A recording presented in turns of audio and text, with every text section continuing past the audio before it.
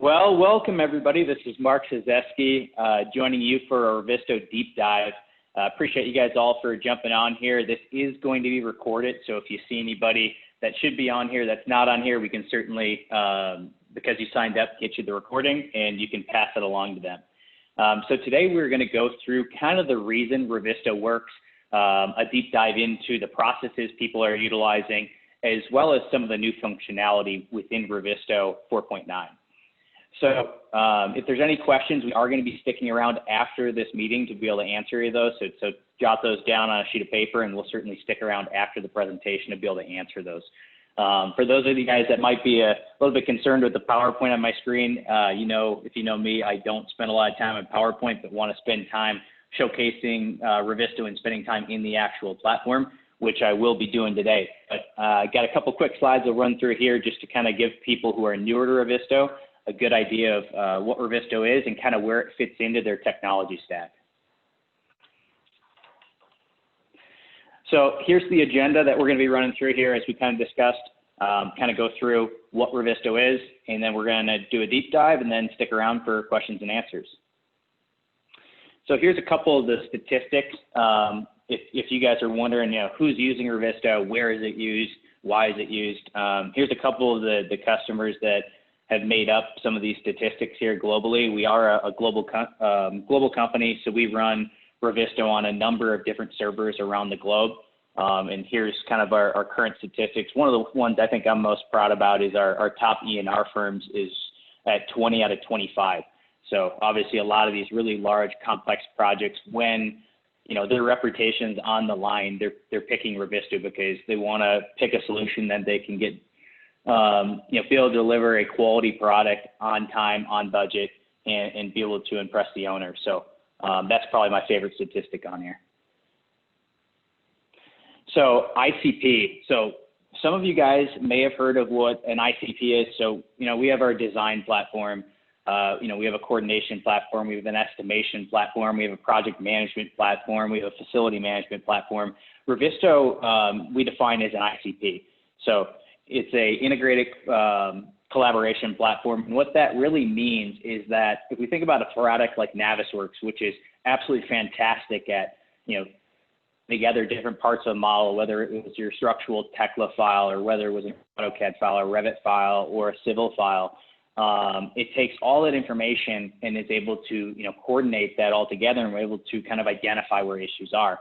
Now, where Navisworks kind of drops the ball is, as we're all aware, is on the communication side, right? It wasn't designed to be a communication platform. It was just designed to identify those problems, not actually, seamlessly communicate. And being a platform that's now pushing 20 years old, that kind of real-time collaboration wasn't really in the thought process of the idea behind building Navisworks.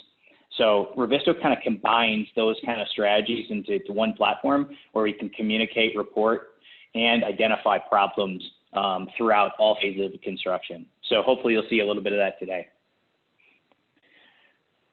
So here's a couple of the things that we're going to kind of run through today, why those things are important. And now I'm going to switch over my screen and we'll jump right into the platform.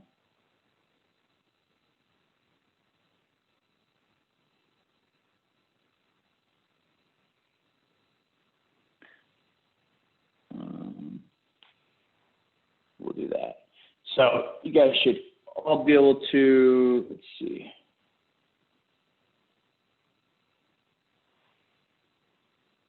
We're going to try this again. Let me see if I can get screen 2 up. Share. Okay, you guys are probably seeing Navisworks on my machine right now. Hopefully. Cool. All righty. So just want to make sure that we're sharing the proper screen so I don't get in a couple minutes to this and have people messaging me here. So, all righty. So if somebody could just message me, make sure we are seeing the Revizto screen on here. Looks good. Thank you. Awesome. Alrighty, so let's jump right into Revizto here. So just kind of starting off on the top, one of the things you guys are going to notice is that Revizto is broken down into 3 segments. So we have 3D, we have 2D, and we have the issue tracker. So these are the 4 fundamental portions of how Revizto is developed. So again, we're not super creative. We try not to make things extremely complex at Revizto. So again, underneath the 3D tab is going to be all of your 3D geometry. So then when we jump over to the 2D, we're going to have all of our 2D sheets. So in this case, we have connected it to 2 different platforms, BIM 360 as well as Procore. So we have a combination of both.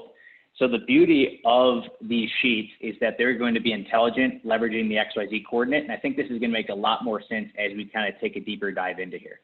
And then the last one is really the main functionality of Revizto, which is going to be the issue tracker. So this is where all of our issues are tracked, coordinated, collaborated on, and it's going to look probably more like a model-based Zoom chat inside of here, so we can see the date that people are collaborating and what specific issues we have, tied into those issues. So getting right into it, let's just jump into 3D. So as we kind of discussed before, Revizto isn't a design platform. It's similar to Navisworks in the sense that we're going to take in the content from Revit, from Tekla, from AutoCAD, from Civil 3D, and all that information is going to be coordinated inside of Revizto. So similar to Navisworks, if we click on something, we're going to be able to see all that information and identify, where that came from, what design file it came from. One of the things you'll notice, though, is when we start to track and communicate on specific issues, it's based off of XYZ coordinate and not on screenshots or having to create viewpoints, because Revizto is truly a hybrid cloud. So what that means is that this information is held locally on my machine. This model is running locally on my desktop or on my laptop right here. But what it means is that when we create an issue or communicate, it's pushed out in real time.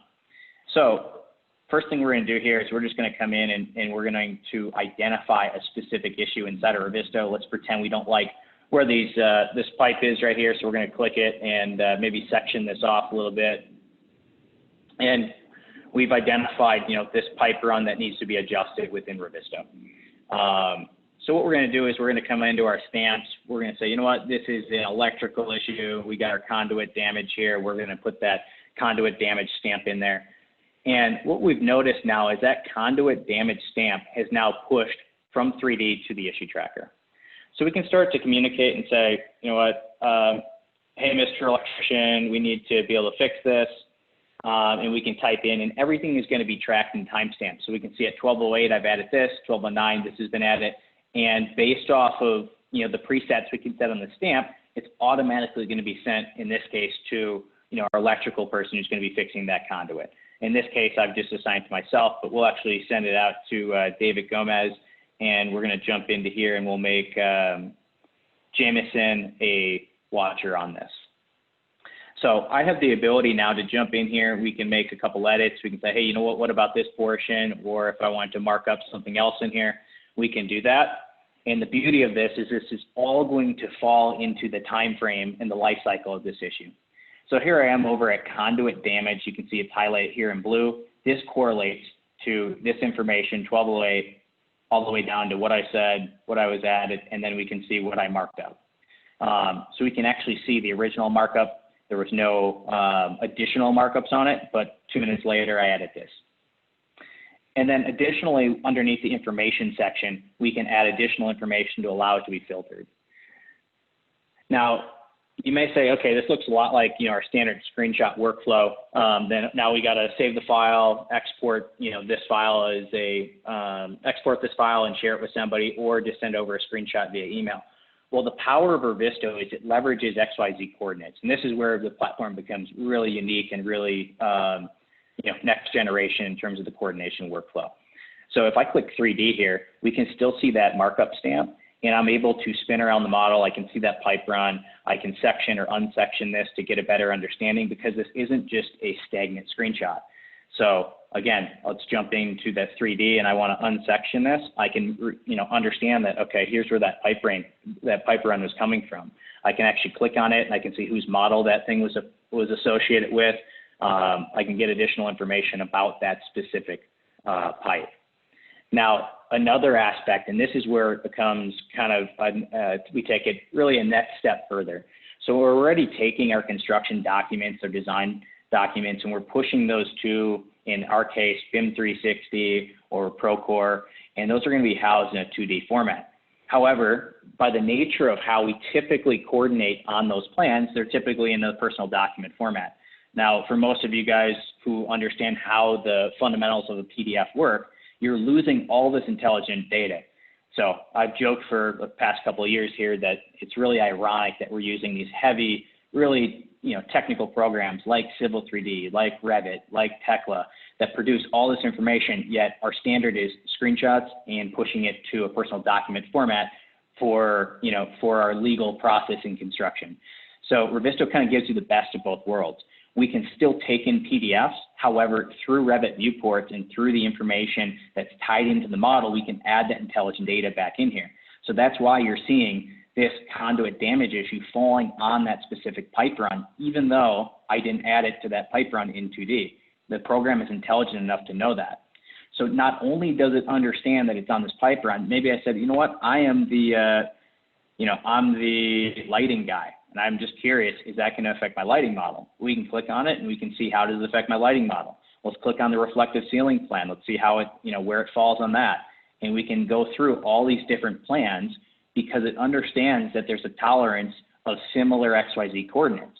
So it doesn't matter that this pipe run wasn't in my drawing. It understands that that pipe run lives at a specific XYZ coordinate value, and that XYZ coordinate value also falls on my elevation or my run. So we can see that specifically. Another quick thing I wanted to jump into here and show you guys, even for some of the more powerful users who may be jumping on here and seeing Revizto, you may not understand that Revizto can do this, but it's one of my more unique features that I love to show people. So we're filtering right here by our 202 issues. I'm going to reset filters so we have all of them on there. We're going to make this thing a real mess. So if we're just worried in this case about the southeast quadrant of the building, I can just cluster this and we can see, okay, wow. Looks like in this case about 60 to 70% of our issues are in open status. So that red portion, open, is why we're seeing most of this in red. That little section right here is green. That little section there is orange. We can see up here these two specific issues. If I click on them, double click, it's going to take us to those two issues, and those two issues are going to be just the ones that were solved. Because as you're seeing, this is when I was filtered all the way back, they were just solved issues. So going into my feature, if we double click on this, you see I clicked on 52. Now look at this, it just filtered all 52 issues. So the way this is really powerful is if we came into here, we reset filters and we jump into our filter button and we say, you know what, I only want to see issues based off of the stamp category that's going to be, you know what, let's just go to stamp abbreviation. We're going to say, you know what, we only want to see change in ceiling height, conduit damage, concrete dimensions, and we'll just pick a couple other ones here to make this a little bit more busy. So I'll pick the specific stamps that are important to me. We got 73 issues on here, and we can see, here's our 73 issues that we're worried about. Slide the filter to get the ones I'm looking for. I come in, I want to see these 9 up here. I click it, and boom, it coordinates just to those 9 issues that also are based on those several filters that I just clustered. So extremely powerful for multi-editing and being able to understand kind of where those specific issues fit. And as we zoom in or uncluster, it's going to show us where all those 9 individual issues are. And as we click on them, it's going to then highlight that issue and show us that here's that conduit issue or conduit damage, and we can start to add notes to that specific issue. So that is just a little bit of our issue tracker. So a couple of you guys may say, okay, that's great. We've identified those issues, but as you guys heard in the beginning, we're not a design platform, so we're not going to be fixing these issues inside of Revizto. But we are going to be fixing them back in the design platform. So I'll reset filters here, and in my case, I'm going to be using Revit, and we can jump in here and say, you know what, let's identify where one of those issues are. So I'm going to jump in here, and we'll come up to let's go up to one of my presets, and we'll grab a clash. So clashing is another unique aspect in Revizto. Is how we track and communicate on clashes.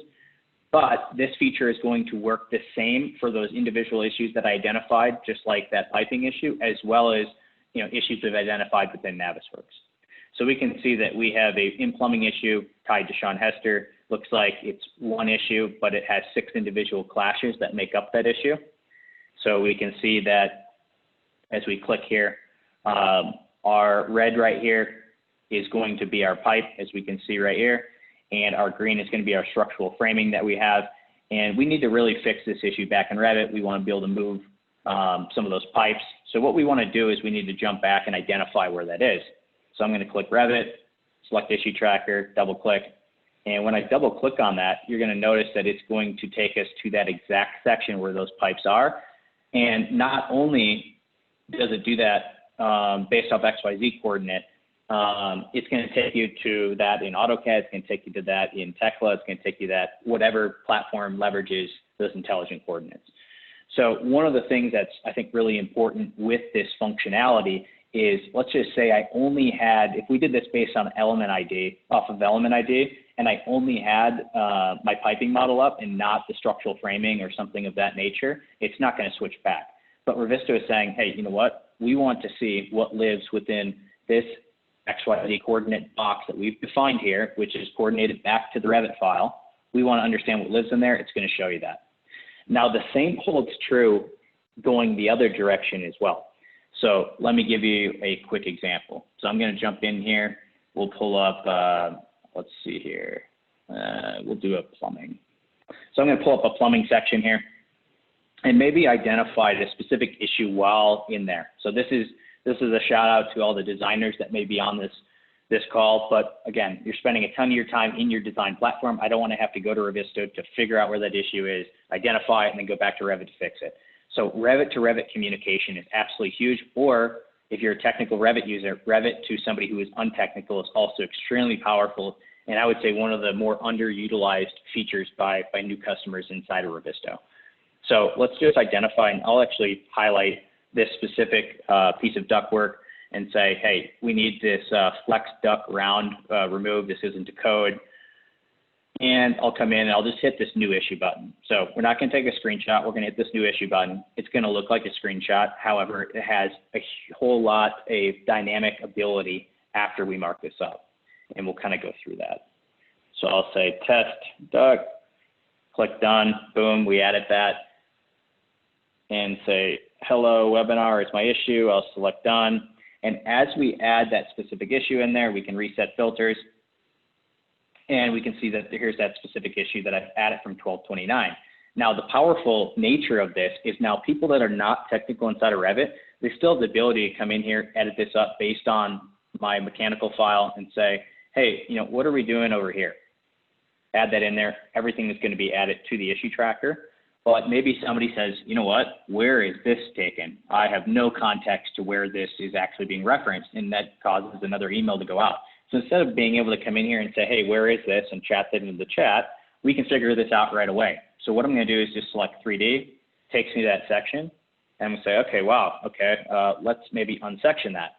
And now we kind of have a scope of where that entire specific issue was identified from, and we can resection it and get an idea of where that is. Another feature I love to use in this specific nature is I'll just come into where that specific issue was. I could unsection or section, doesn't really matter. But what I'll do is then I'll come to 3D and I'll select this map button up here in the top left, or the M key on my keyboard. So I select that. We're going to see, oh, cool, we're at 30 foot of elevation. I can scroll in here. Wow, my Revit room names come in. We're going to know exactly where we are. And then at that point, we can recut it to a different model, or I can say, you know what, let's come over here and we can navigate to a different area based off of the XYZ coordinate. Now, if I had that specific issue sectioned, it's going to function the same way.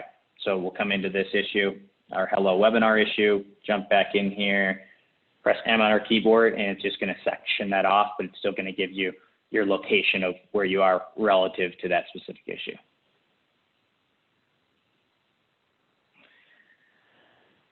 So the next thing I was going to jump into is going to be some of our new features in 4.9, which is going to be our slope and elevation tool. So for those of you guys who have seen with our measuring tool, this obviously gets used quite a bit, extremely simple to be able to snap and pin to things, but we have added a couple new features.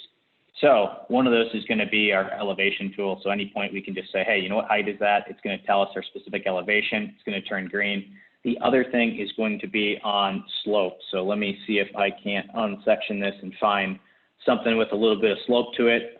Maybe we'll jump out to our civil file here and drag this down, hit new, and apparently we don't have any slope here. But as we start to drag this, we're going to be able to figure out, you know, if there's slope added to it. I'm going to go up and we'll find something that has some slope. And we'll grab this, and you're going to be able to see it's going to give you your specific degrees, and we can change it by percentage, the ratio, rise over 1,000 degrees, etc. So that's another really cool one for our civil customers or people looking at the pitch of a roof or things of that nature. So another feature I think I wanted to touch on real quickly here as well, because this is a deep dive, is around sectioning. So we've added this new feature called Edit Backface. So I'm going to go in here and I'm just going to hit Control, and I'm going to select a couple objects here. And what this is going to do is it's going to create a section now around these three things that I've selected. So all I got to do is click Section, and boom, it's doing that instead of me having to manually manipulate just by hitting that Control button. Now, the other cool button, the cool way Control works is once we're already in a section, we can hold Control, or we can click this box, and now I can just drag that back face. Now, in previous years, what we'd have to do is we have to uncheck it, and we'd have to do this, you know, this maneuver over here and grab that back face and slide it over, and then I'd be coming over here to do, you know, to do that, to maneuver over here and grab this face as well. So as you guys know, now we can just click it, and we can move that back face just by selecting that box.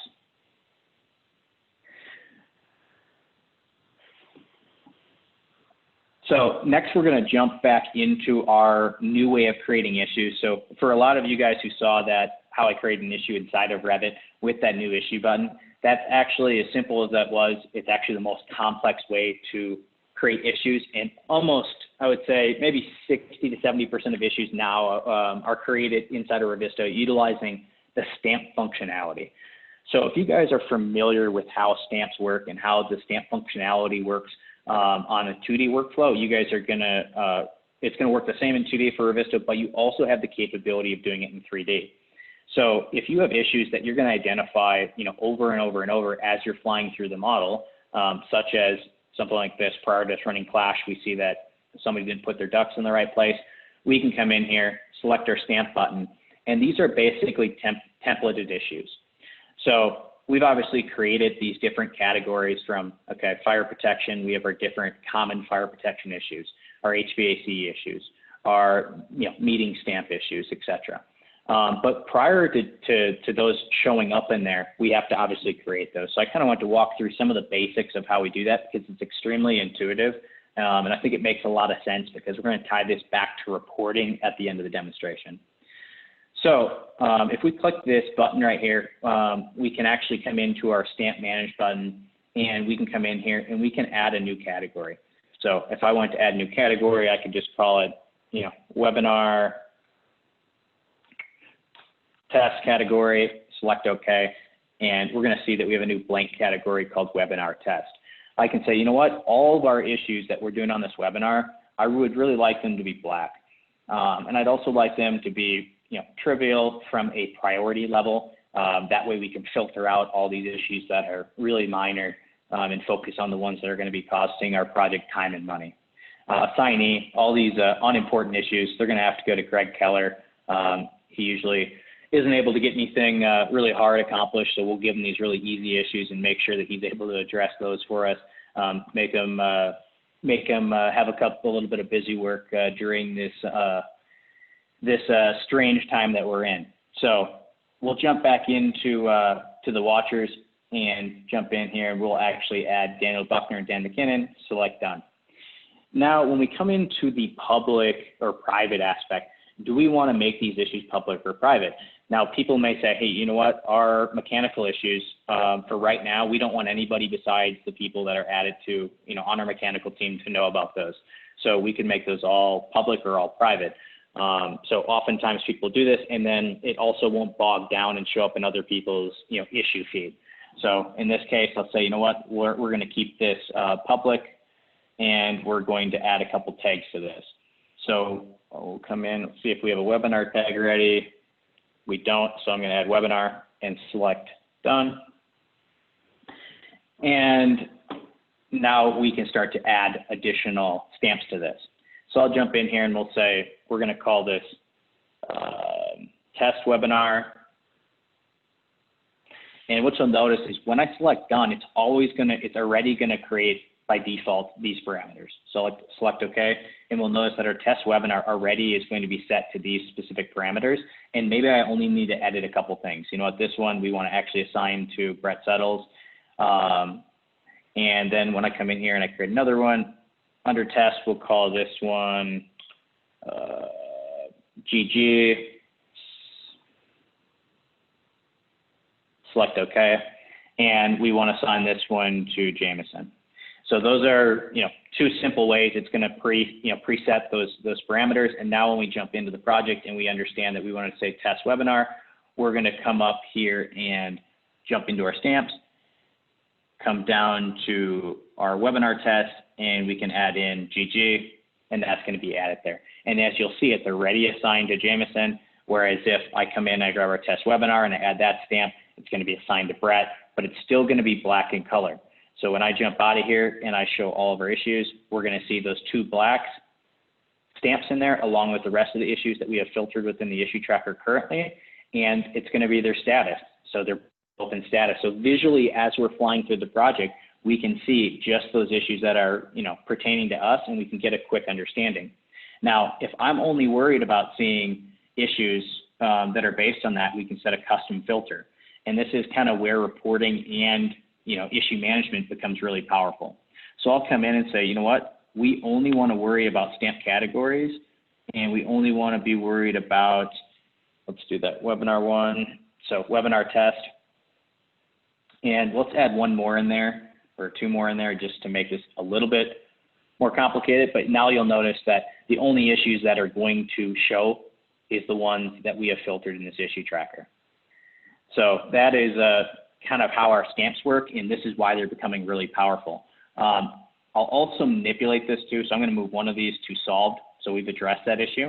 And what we can notice now is that that color on the bottom has changed. So this starts to come into the actual workflow of Revizto. So what that means is, as a designer, we're only going to provide them the ability to move that issue from open to in progress.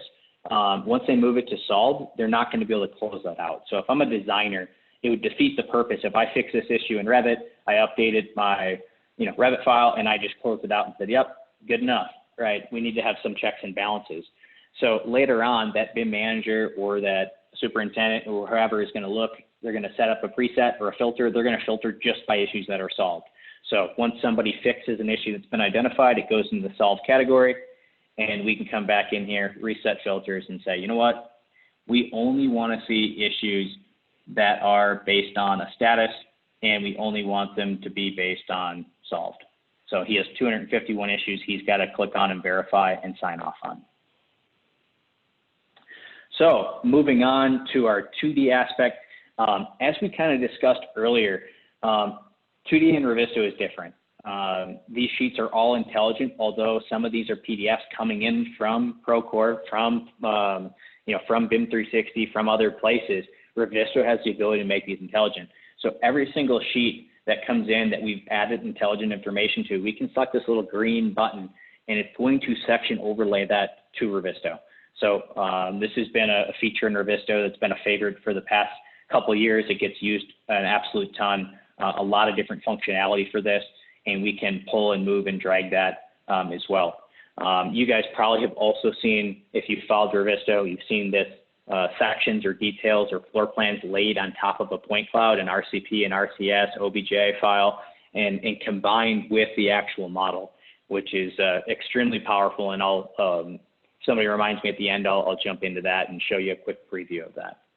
So from a 2D perspective as well, Revizto functions the same way a normal PDF works. It's a vector format. We come in here, we grab our stamp button, we can come up to our recently used stamps, and I can say, you know what, test webinar, click it. Come into this Greg issue, and I can hit control, and I can click this multiple times.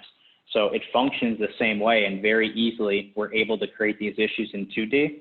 But as you guys can imagine, if we jump into issue tracker, we have all these issues. We can tell they've been made in 2D because they have a 2D plane versus this issue that was created in 3D. But it doesn't matter, because even though we've created this issue in 2D, as shown here, if we click 3D, it's intelligent enough to take us to the 3D space. So what this does is it kind of bridges the barriers and the gaps to allow people who are technical in 3D and are in Revit, in Navisworks, in Revizto all day. That's great, create it in 3D. But if you have somebody in the field who's been working there for 10 years on 2D, and he's somebody that visualizes everything in 2D, then great, allow him to see the issue in 2D, allow him to create his issues in 2D. It doesn't dictate the way you work. It allows, the platform conforms to the way your project team's already working. So lastly, I want to be able to touch on reporting, because doing all this information that we've pushed in here is really irrelevant if we can't actually report, make business decisions, and save our project and company money.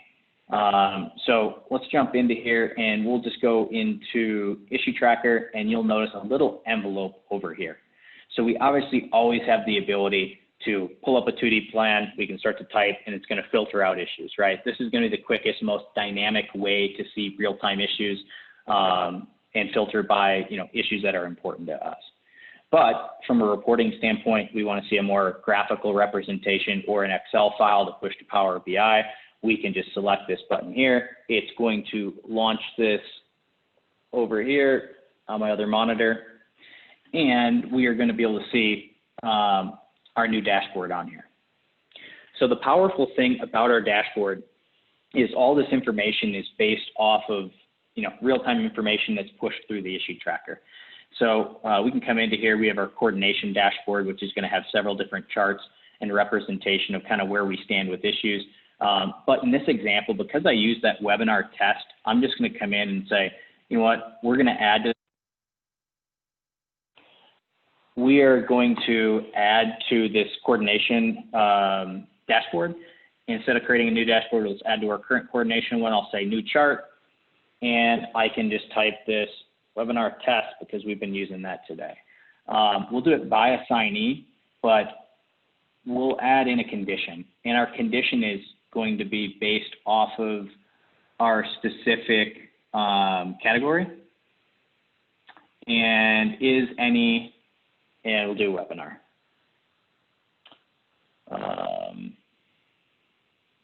I click clash category, so we got to go back to stamp category.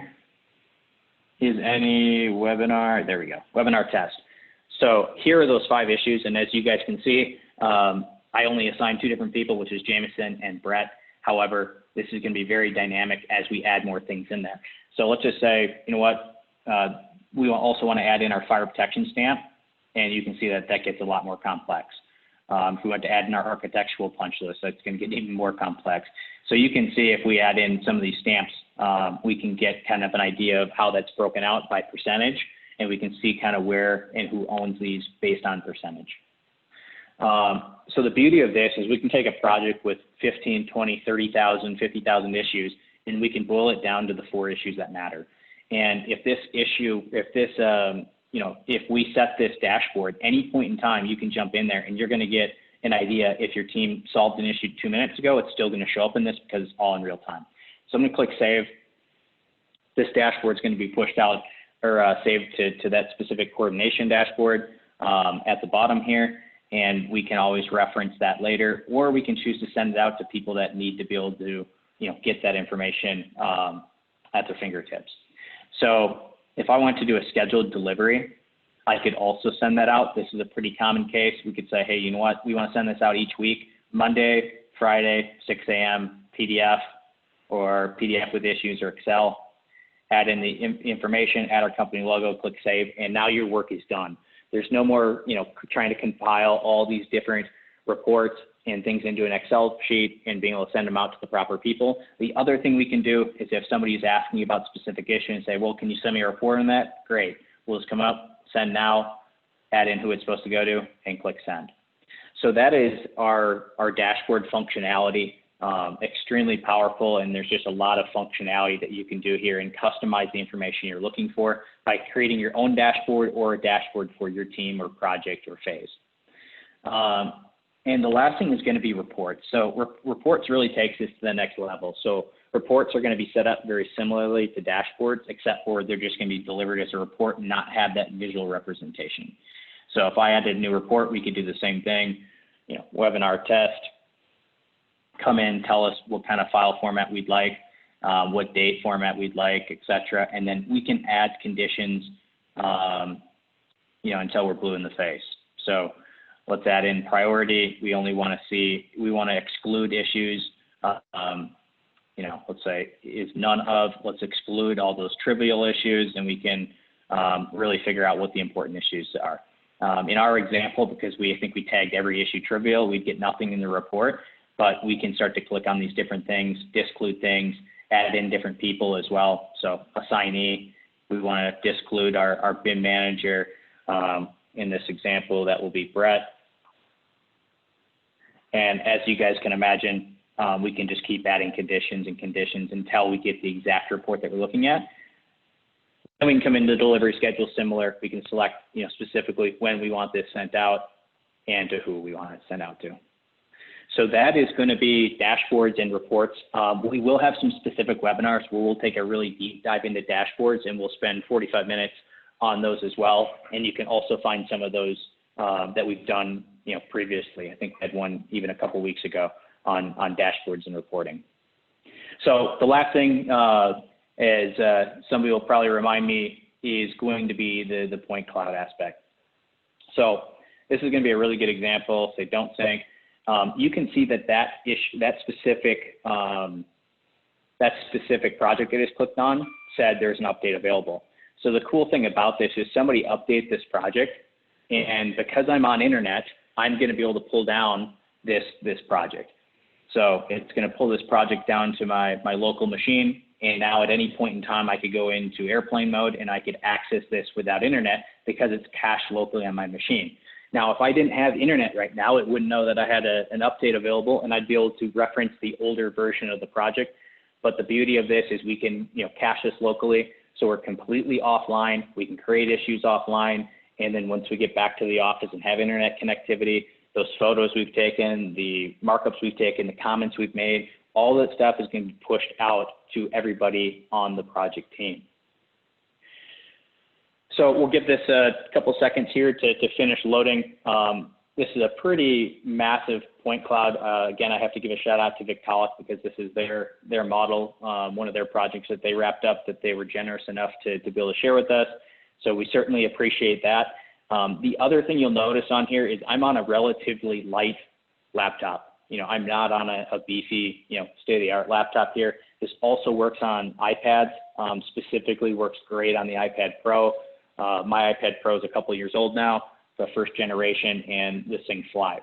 So Revizto has the ability to actually edit those or edit that point cloud or take in the quality of that point cloud that the hardware is able to do.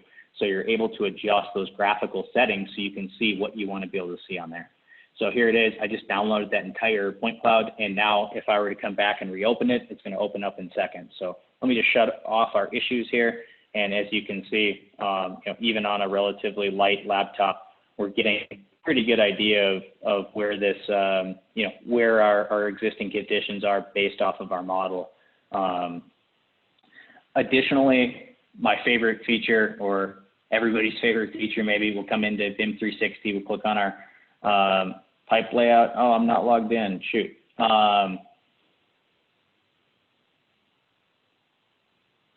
See if I can do this real quick for you guys.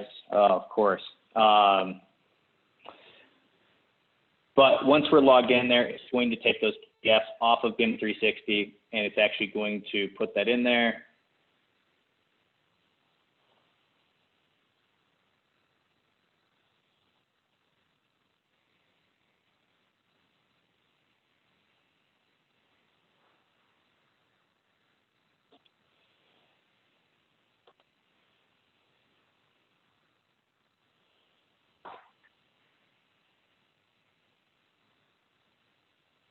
All right, so now that we're connected, it should be able to pull that up.